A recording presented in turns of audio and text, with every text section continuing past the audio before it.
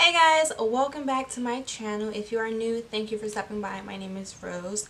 So today's video is going to be a review video, and today I'm going to be reviewing the most talked about palette this year. If you guys don't know what I'm talking about the Anastasia Beverly Hills Subculture palette. So there's been so much controversy on this palette alone. It's good, it's bad, there was a bad batch, it's not worth getting, blah blah blah blah, it's so hard to blend, all this crazy stuff. So I wanted to go ahead and buy the palette, finally got my hands on it, and test it out myself and see how I liked it. Now I did use this palette on this look here, if you guys can see, and there is going to be a tutorial on this look using this palette at the end. I just wanted to go ahead and share my thoughts with this palette and do some swatches as well. So this is the palette here, and this is my second time using this palette. A lot of people, when this palette first came out, I mean, maybe it was a bad batch, who really knows, I don't know, but just by using it once or dipping their brushes in a couple times, they already kind of like almost hit pan. That definitely was not the case for me. The colors are so beautiful and definitely pigmented. I will definitely say that. One of the things that people talked about was that there was a lot of kickback on this palette, and yes, there definitely is, but that really doesn't bother me. I've dealt with plenty of palettes before where there's just a lot of kickback or fallout, as some people would say, but I worked with it, you know. And for me, when I do makeup or I do makeup on other people, I always do the eyes first, just in case there is fallout. That way, you know, the face doesn't get ruined. So that didn't bother me. And as far as blending, a lot of people say that this palette, the shadows, was very hard to blend, and that wasn't the case for me at all. I will definitely say one thing: if you do go on, let me just grab my brush just so I can show you it.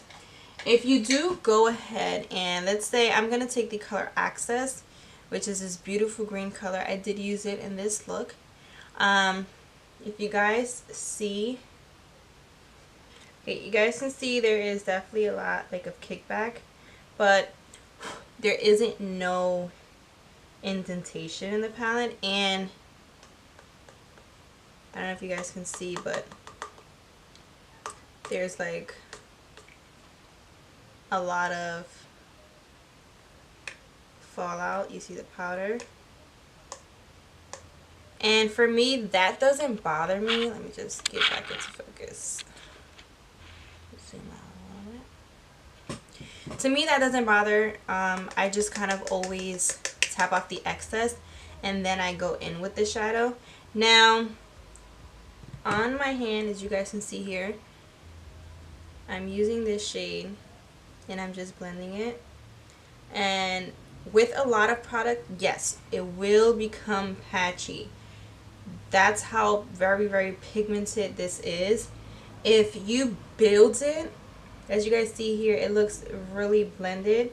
And I'm just gonna take some more, take out, and then just add more and blend that in, and it looks pretty good. It looks pretty blended. But if you go in right away and then don't tap off any excess and just go right in, then yes, obviously you're gonna have a patchy mess. It's gonna be a little more difficult to blend. I'm not gonna say it's not gonna blend. It will blend, definitely will blend.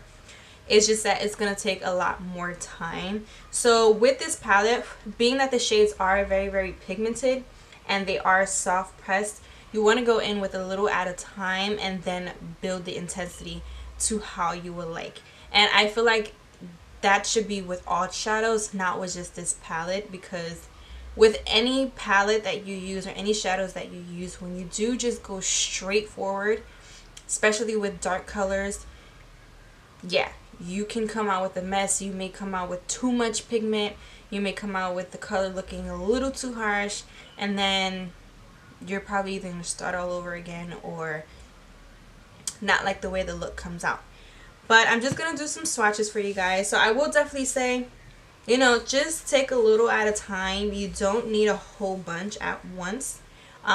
It's always best, in my opinion, when using shadows, you start off with just a small amount, especially if the shadow is very, very pigmented. Take a little bit, then, you know, blend it into wherever you want it. If it's not how you want it to look, go back in with that color and just keep intensifying it and blending it out. That way it doesn't look too harsh or patchy. So let's get on with these swatches. So the first shade I'm going to be swatching, well, I'm going to swatch the first 4 from the first row. So these are the first 4. I feel like with my lighting you're not going to really get to see.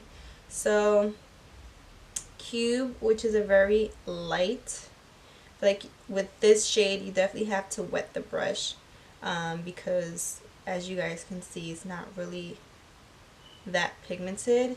And then the next one is Dawn. I always use this as my transition.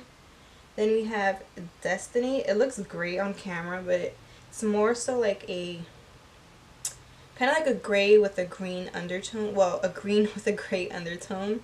And then we have Adorn, which is this one here. It's like a very nice bronzy shade. Okay, so then we're gonna do All Star. So, oh my gosh, let's try to get this. My swatches suck. Okay, so All Star, and then we have Mercury, and then this is Access right here. Maybe I'll swatch here, would be better. And then for the second row, that's all the shades for the first row. We're gonna have Roxy. Okay, so this here is the second row. So we have Roxy, which is a very nice coral shade. Then Electric, as you guys can see, it's not really that pigmented as far as swatching. Let me go in a little more. This one's like a gold with a green, kind of like a green undertone in my opinion. Then we have the infamous Fudge. I feel like, I don't know, it kind of looks a little different than the original. We have New Wave, Untamed, which is very, very close to Access, just a little lighter. We have Edge, which is a nice mustard shade. And then this shade here is Rowdy, which is a very, very deep plum. Now, as you guys can see, they are very pigmented, especially the matte shades. They swatch like incredibly. And they're the same way when you apply them onto the eyes. So, I don't know. For me, I love the palette. Maybe I got a good one. You know, maybe they fixed the formula a little bit before sending out more batches. Who knows? I really don't. But I do feel like a lot of people were just kind of exaggerating a bit as far as like, you know, dipping their brush in and all that crap. I really feel like you just once or twice very lightly tap off the excess and then blend it onto the eye. But yeah, I really do like this palette. I have no complaints at all. I just wish that the shimmer shades were a lot more pigmented, but hey, I always apply shimmer shades with my fingers or a wet brush anyway. So yeah, that's pretty much my thoughts. If you're not already subscribed, make sure you hit that subscribe button. And if you want to see how I got this look here using this palette, then just keep on watching. Bye.